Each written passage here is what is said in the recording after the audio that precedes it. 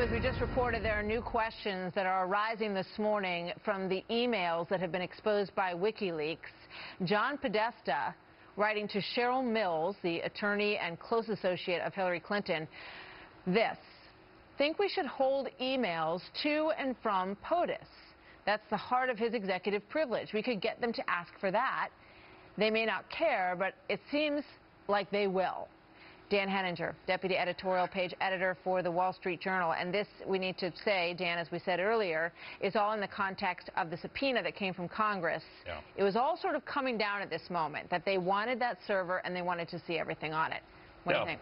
Well, that's right. I mean, you know, Martha, I have always thought that this email server, the email scandal, was Hillary's most vulnerable issue in this campaign. If you look back to this period, remember when it was breaking, the stories were coming out, and she finally held a news conference on it.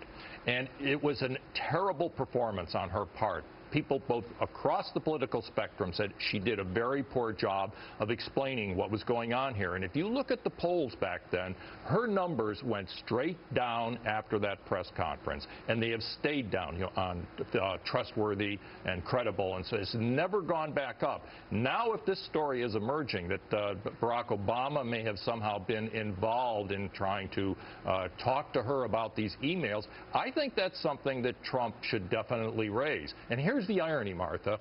Remember, back in 2008, Barack Obama and the progressives defeated the Clinton machine. The progressives never liked Bill and Hillary Clinton. They didn't like their control of the Democratic Party.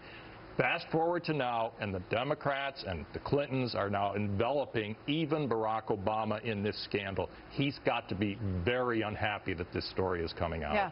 I mean, you look at the time frame on all of this. There was a so-called vulnerability meeting that they talk about among Hillary Clinton's staffers. So, I mean, you know, you can read into that. Perhaps they were trying to figure out how vulnerable she was on this issue. But, you know, time and time again through all of this, Dan, the question that has come up is, this is the Secretary of State and the President of the United States. How could they never have communicated on email? And yet there's not one email between the two of them that has surfaced in any of this, and that's a bit of a head-scratcher. And now we're hearing from John Podesta, the chairman of her campaign, in an email to Cheryl Mills, one of her closest advisors, who the FBI gave immunity to, essentially, in this whole thing, which is another big question. You know, does the FBI know whether or not there were any emails between Hillary Clinton and President Obama?